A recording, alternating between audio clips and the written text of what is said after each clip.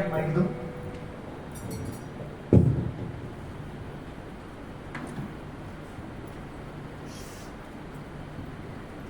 ये वर्तमान का जो भारत है और वर्तमान के भारत में सनातन धर्म की अगर हम बात करें तो आज गर्व हो। और आप जान पाओगे कि भैया आज जहाँ पर छोटे छोटे बच्चे आजकल नाचना गाना करके वो रील बनाते हैं, लोगों का मनोरंजन करते हैं, वहाँ पर यदि परिवार का अच्छा माहौल है, बच्चों को अच्छे संस्कार दिए जाए तो शायद ऐसी बेटी भी पैदा होती है ना। सुनने इतना प्यारा बोलती है, बेटा चलो शुरू कर दो है, फिर भूखे बेचारे को खाना भी नहीं नसीब होता। आज का संवाद है श्री कृष्ण और कर्ण के बीच का। अर्जुन के जीतने में एक ही रोड़ा है, एक ही व्यक्ति है जिससे माधव को भी लगता है कि ये शक्तिशाली रहा तो मेरा दोस्त, मेरा सखा ये हार सकता है। भगवान ने उसे कितने प्रेम से टकले किया है। राजनेताओं को सीखना चाहिए, कृष्ण से कूटनीति सीखनी चाहिए। जब संधि फेल हो गई और युद्ध लेकर माधव लौटे तो विदुर के घर पर सुबह ही सुबह कुछ मेहमान आए, कृष्ण से मिलने आए। विदुर के द्वारपाल ने कहा कि अंगराज कर्ण आए हैं। विदुर ने पूछा कि क्या मुझसे मिलना चाहते हैं? उनसे कहिए कि राज्यसभा में मिले, अब मैं अपने अतिथि के साथ व्यस्त हूँ। और अतिथि कौन? माखन चोर। द्वारपाल ने कहा जी नहीं, वह आपसे मिलना नहीं चाहते, वह आपके अतिथि से मिलना चाहते हैं। कृष्ण ने कहा उन्हें आदर पूर्वक अंदर ले आओ। कर्ण आए, कर्ण ने प्रणाम किया। युद्ध में दुर्योधन की पराजय हुई हो चाहे कुछ भी हुई हो, महाभारत के जिन चरित्रों में से एक चरित्र पर मैं अंदर तक फिदा हूँ उनमें से कर्ण भी है। क्या योद्धा है, क्या अद्भुत। कर्ण ने हाथ जोड़कर कहा कि माधव, मैं कल राज्यसभा में आपके साथ हुई बदतमीजी के लिए अपने मित्र दुर्योधन की ओर से आपसे क्षमा मांगने के लिए आया हूँ। भगवान ने कहा ईश्वर तुम जैसा मित्र सबको दे, जो इतने बड़े अपराध के बाद भी क्षमा मांगने के लिए आ जाता है, ऐसा मित्र सबको मिले। कर्ण ने कहा अगर आप मुझे थोड़ा सा भी माधव प्रेम करते हैं तो मेरे मित्र को माफ कर दीजिए।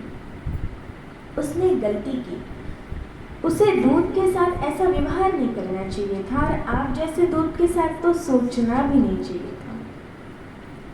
भगवान ने कहा ठीक है, मैं उसे माफ कर दूंगा, लेकिन एक शर्त है कर्ण। अंगराज ने कहा इसी क्षण मैं आपको अंग प्रदेश का राज्य दे देता हूँ, मेरा शरीर ले लीजिए पर मेरे मित्र को माफ कर दीजिए। कृष्ण ने कहा शरीर देने की इतनी उतावली में मत आओ अंगराज, समय तय हो चुका है, सबको देना पड़ेगा, तुमको भी देना पड़ेगा। कर सकते हो तो इतना करो, अब मैं वापस पांडवों के पास जा रहा हूँ, हस्तिनापुर की सीमा तक मुझे छोड़ कर आओ। उसने कहा इससे बड़ा सौभाग्य क्या होगा कि मैं आपको छोड़ने चलूँ, आइए मेरे रथ पर बैठिए। कृष्ण ने कहा ठीक है, मैं तुम्हारे रथ पर बैठ जाता।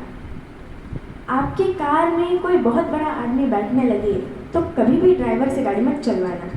ड्राइवर से कहना तू नीचे उतर, सवार बहुत बड़ा है, अब ड्राइव मैं करूँगा, गाड़ी खुद चलाना।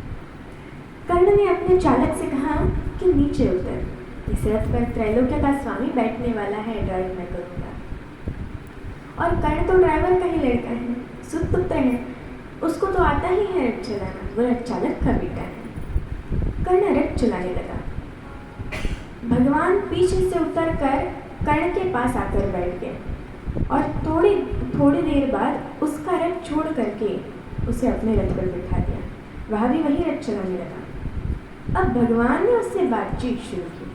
देखिए कितने बड़े कूटनीतिज्ञ है ये कन्हैया, दिखते भोले हैं लेकिन परमचारी। इनको पता था कि एक ये आदमी है जो फजीता करेगा, इसका मनोबल तोड़ो। पहली बार कर्ण को ये पता चला जो भेद उन्होंने बताया। हरि बड़े प्रेम से कर धर कर ले चढ़े उसे अपने रथ। रथ चला परस्पर बात चली, क्षणदम की टेढ़ी घात चली। शीतल हो हरि ने कहा हाय, अब शेष नहीं कोई उपाय, यह करना कुछ बचा नहीं। हो विवश हमें धनु धरना है, अब तो हमें ये धनुष उठाना पड़ेगा। क्षत्रिय समूह को मरना है, मैंने कितना कुछ कहा नहीं, विषय कहा तक सहा नहीं। पर दुर्योधन मतवाला है, कुछ नहीं समझने वाला है। चाहिए उसे बसण केवल, सारी धरती की मरण केवल। ये जो अहंकार है, ये जो अहमत्व है कि मैं कुछ नहीं दूंगा, क्या बोला दुर्योधन 5 गांव मारने पर? सूचग्रम नैव दास्यामि विनय युद्धेन केशव। हे केशव, तुम 5 गांव मानते हो, मैं तो सुई की नोक के बराबर भी जमीन नहीं दूंगा। हे वीर, तुम ही बोलो अकाम। बिना पार्षद हुए कहना कर्ण से पूछ रहे हैं, क्या वस्तु बड़ी थी 5 ग्राम? 5 गांव ही तो मांगे थे, वह भी कौरव को भारी है, मटी गई मूढ़ की मारी है। दुर्योधन को बोधू कैसे, इस रण को अवरोधू कैसे? सोचो क्या दृश्य विकट होगा, रण में जब काल प्रकट होगा। बाहर शूरत की तप्त धार, भीतर विधवाओं की पुकार। निर्जन विषन्न बिल्लाएंगे, बच्चे अनाथ चिल्लाएंगे। चिंता है मैं क्या और करूं, शांति को छिपा के सो रहे। सब राह बंद मेरी जाने, अब पासा फेंका। पहले तो माहौल बनाया कि तुम सब मरोगे बेटा, तुम भी मरेगा और तेरा यार भी मरेगा। एक तरीका है बचने का, सब राह बंद मेरी जाने। हाँ, एक बात है ये भी तुम्हारी, देखो कैसे फुसला रहे हैं। तो शांति नहीं जल सकती है, समराग्नि अभी टल सकती है। पा तुझे धन्य है दुर्योधन, तो एकमात्र उसका जीवन तेरे बल की है आस उसे, तुझसे जय का विश्वास उसे। तू संग ना उसका छोड़ेगा, वह करण से नहीं मोड़ेगा। जब तक तू उसके साथ है वो लड़ाई नहीं छोड़ सकता। बस ऐसा कर, तू उसे छोड़ दे। क्या अद्वितीय घटना कराल।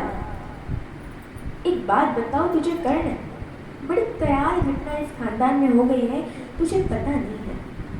तो प्रथा कुक्ष का प्रथम लाल, प्रथा मतलब कुंती, तो कुंती को का प्रथम लाल।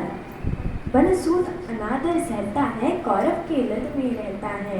शरचाप उठाए 8 प्रहर, पांडव से लड़ने को तत्पर। माँ का स्नेह पाया न कभी, सामने सत्य आया न कभी। किस्मत के फेरे में पड़कर पापे में बसा दुश्मन। निज बंधु मानता है पर को, कहता है शत्रु सहोदर को। पर इसमें दोष न तेरा है, तेरा इसमें कोई दोष नहीं है। अब कहाँ मान इतना मेरा, अब इतनी मान, चल होकर अभी संग मेरे है जहाँ 5 भ्राता। कहते हैं एक काम कर, अब मेरे रथ पे से उतरे न। अब मैं हाँ करा हुआ और सीधा वही जाकर रुकूंगा जहाँ तेरे 5 भाई हैं। जिसको जिंदगी में किसी ने भाई नहीं कहा, जो माँ की एक पुकार के लिए जीवन भर तरसा है, उसको जिंदगी का सबसे बड़ा प्रलोभन दे रहा है हमारा कान्हा। क्या कह रहा है? बिछुड़े भाई मिल जाएंगे, हम मिलकर मोद मनाएंगे। कुंती का तू ही तनय ज्येष्ठ, बलभूत भी शील में परम श्रेष्ठ। मस्तक पर मुकुट धरेंगे हम, तेरा अभिषेक करेंगे हम। आरती समोर उतारेंगे, सब मिलकर पाव पखारेंगे। और क्या करेगा? पदत्राण भीम पहनाएगा, भीम तेरे को चप्पल पहनाएगा। कैसे कैसे लालच है, कैबिनेट में लेगी, और उसमें भी कोई छोटा मोटा मिनिस्टर नहीं, सीधा ही प्राइम मिनिस्टर। पदत्राण भीम पहनाएगा, धर्माधिप युधिष्ठिर चमर डुलाएगा। पहरे पर पार्थ प्रवर होंगे, तेरे दरबार पर कौन खड़े होंगे? जो तेरा छोटा भाई है दुश्मन अर्जुन, वो तेरा MSG कमांडो बनेगा। पहरे पर पार्थ प्रवर होंगे, सहदेव नकुल अनुचर होंगे। भोजन उत्तरा बनाएगी, पांचाली पान खिलाएगी। क्या दृश्य स्मृत होगा, आनंद चमत्कृत जग होगा। सब लोग तुझे पहचानेंगे, असली स्वरूप में जानेंगे। खोई मणि को जब पाएगी, आखिरी दाव जो मारा है। खोई मणि को जब पाएगी, कुंती भूली न समाए। और कौन दुनिया को जो देता है वो भीख मांग रहा है। मेरे कान्हा को पृथ्वी की आग टालने के लिए भीख मांगनी पड़ी। कुरुराज समर्पण करता हो, साम्राज्य समर्पण करता हो, यश मुकुट मान सिंहासन ले, बस एक भीख मुझे। कौरव का तजरण रोक सके, भूखा हर भावी शोक सके। ये तो कन्हैया है जो इतनी स्ट्रेटेजी अपनाते हैं। इसलिए देखो, ये बड़ा गहरा गणित है, इसको समझो। इस दाव को चलाने में कृष्ण का कोई नुकसान नहीं है। अगर कर्ण इधर आ जाता तो महाभारत समाप्त हो जाती। और एक ऐसा योद्धा जो सुबह दोपहर शाम इसी बात की कसम खाता था कि इस अर्जुन को मारना है, इन पांडवों को मारना है, उसके कलेजे में ये बात डाल दो कि वो तेरे भाई है। तो जब युद्ध लड़ेगा तो थोड़ा तो हाथ कांपेगा, थोड़ा तो दिल के अंदर कुछ दुख पैदा होगी। शत्रु की मानसिकता को कमजोर करना, शत्रु की मानसिकता पर प्रहार करना, ये काम है। लेकिन कृष्ण की इस कथा में थोड़ा स्मरण करने का भी कर लो कि उस जैसा व्यक्ति भी पैदा नहीं हुआ जो इतनी सारी चीज़ों को ठुकरा दे और खुल कर कह दे, ऐ ऋणी कर्ण का रोम रोम, जानते सत्य है सूर्य सोम, तन मन दुर्योधन का है, यह जीवन दुर्योधन का है। और आखिरी दो पंक्ति जो कही है कर्ण ने, मैं उसके दृढ़ता और उसके समर्पण को प्रणाम करती हूँ कि सुरपुर से भी मुख मोड़ूंगा, केशव मैं उसे न छोड़ूंगा। सुरपुर से भी मुख मोड़ूंगा, केशव मैं उसे न छोड़ूंगा। ये जो कन्हैया का चरित्र है योजना बनाने का, पहले कुंती को भेजा कि जाओ बता कर आओ कि तुम उसकी माँ हो। माँ ने कहा कि बेटा तू वापस आ जा। उसने भी माँ को एक वरदान दिया। माँ ने कहा कि अभिलाष लिए तो बहुत बड़ी आई थी, लेकिन आज नहीं अपने बल की लाई थी। था एक भरोसा कि तू दानी है, अपनी अमोघ करुणा का बड़ा अभिमानी है। उसने भी माँ को एक वचन दिया कि माँ तेरे 5 बेटे जीवित रहेंगे। इसका मतलब कर्ण ने कहा कि युद्ध के बाद तेरे 5 बेटे जीवित रहेंगे। अर्जुन के अलावा किसी पर हाथ नहीं उठाऊंगा। अर्जुन मिलेगा तो छोड़ूंगा नहीं, अर्जुन मर गया तो युद्ध समाप्त करवा दूंगा, तब भी तेरे 5 बेटे जिंदा रहेंगे, खुलकर कहूंगा ये मेरी माँ। और अगर अर्जुन का दाव चल गया माँ, तो तुझे पता और मुझे पता, हम दोनों माँ बेटे हैं, तेरे 5 बेटे जिंदा रहेंगे। जा माँ, मैं तुझे वरदान देता हूँ। तू दान दान रट रही किंतु क्यों माता, पुत्र ही रहेगा सदा जगत में दाता। मैं ही देता रहूंगा। दुनिया तो उससे सदा सभी कुछ लेगी, पर क्या माँ भी उसे कभी कुछ देगी। मैं एक कर्ण अतएव मांग लेता हूँ, बदले में तुझको 4 कर्ण देता। छोड़ूंगा नहीं मैं तो कभी अर्जुन को, तोड़ूंगा कैसे स्वयं पुरातन प्रण को, पर अन्य पांडवों पर मैं कृपा करूंगा, पाकर भी उनका जीवन नहीं हरूंगा। और जिन्होंने महाभारत पढ़ी है उन्हें पता है कि जब कर्ण सेनापति बना उस दिन उसने 4 पांडवों को 5 बार पकड़ के छोड़ दिया। भीम तो उसके रथ के आगे आकर नृत्य करने लगा, गुस्से में रोता हुआ कि मुझे अपमानित करके छोड़ता है, मैं क्षत्रिय हूँ, मेरा वध कर मुझे मार दे। और गालियाँ बकने लगा, तो सूत का पुत्र है, तुझे क्या पता कैसे लड़ा जाता है। भीम के रथ को तोड़ दिया अपने तीरों से कर्ण ने। उसी कर्ण को ये जो पीछे खड़े हैं मुस्कुरा रहे हैं, इन्होंने बिना शस्त्र के मरवा दिया। उसके हाथ में कोई धनुष ने और मरवा दिया। अर्जुन से कहा मार, अरे मार। आपको लग सकता है कि ऐसा क्यों हुआ? यही कृष्ण है जो कूटनीति को इस प्रकार नियोजित करते हैं कि उसका तर्क भी साथ साथ देते हैं।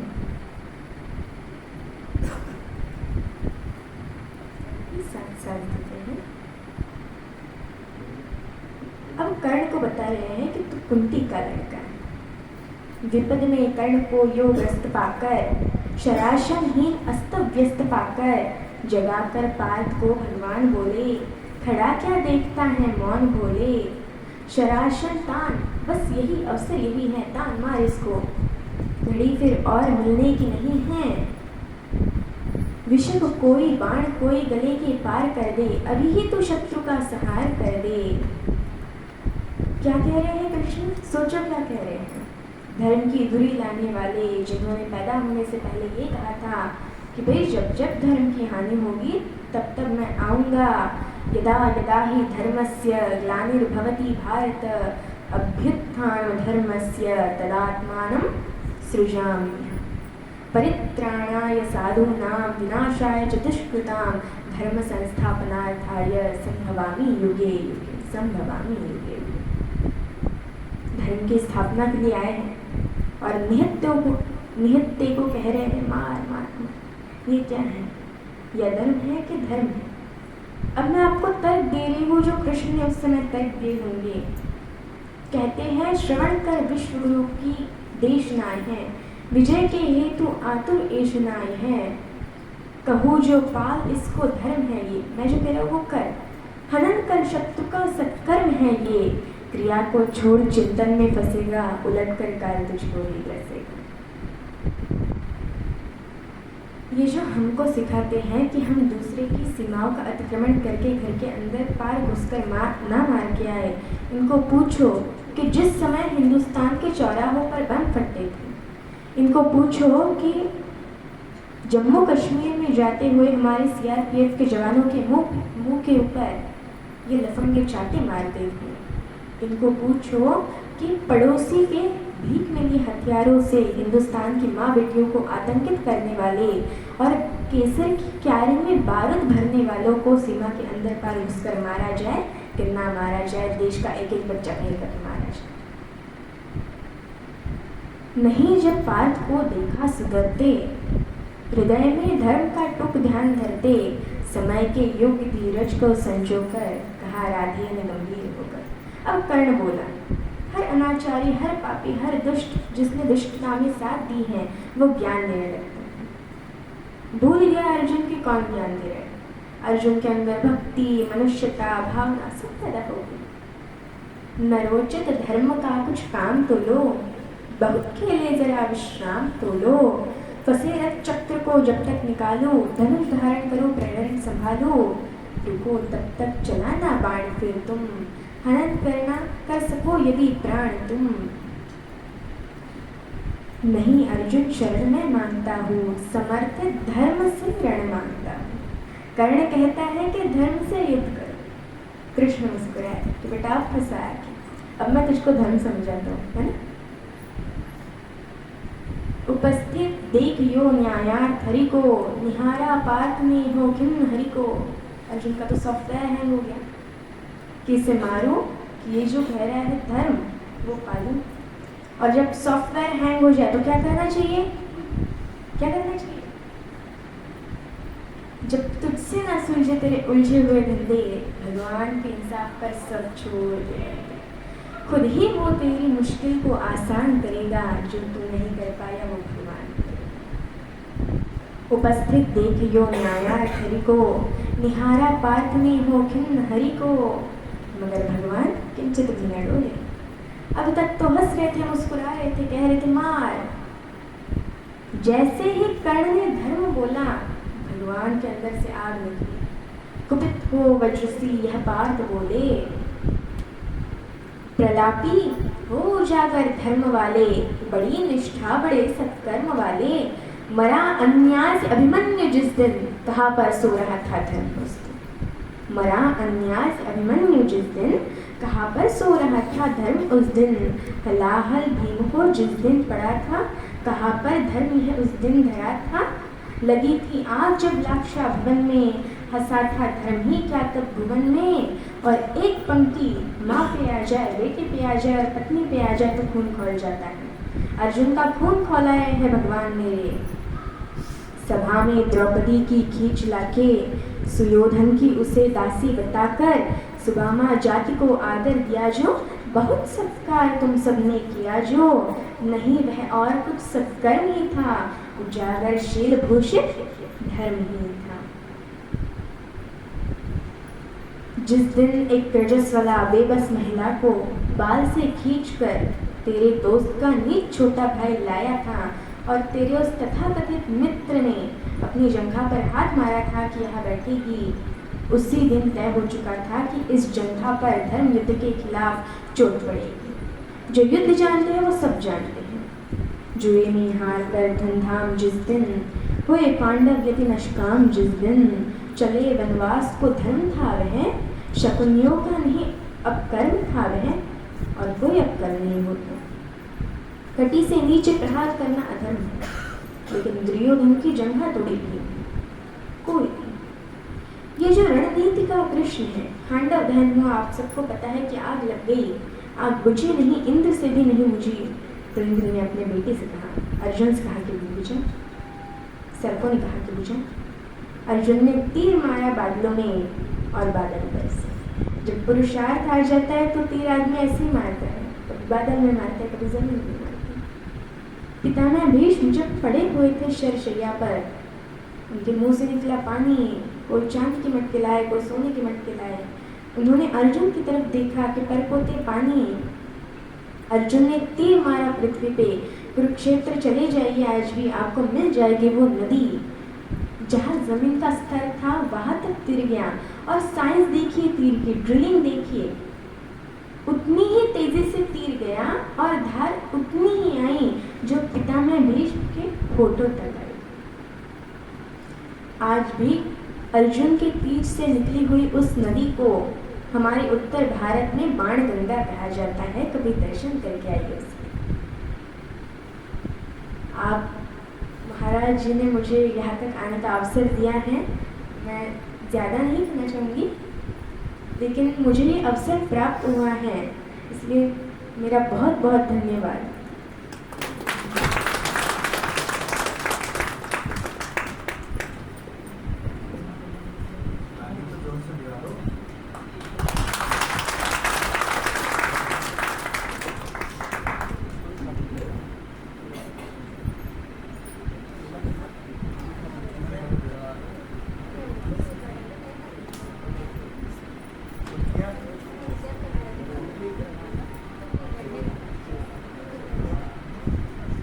जोरदार तालियां कहाँ के लिए? हमारा गला दबा के क्या कहा? हमारे गला दबा दी तो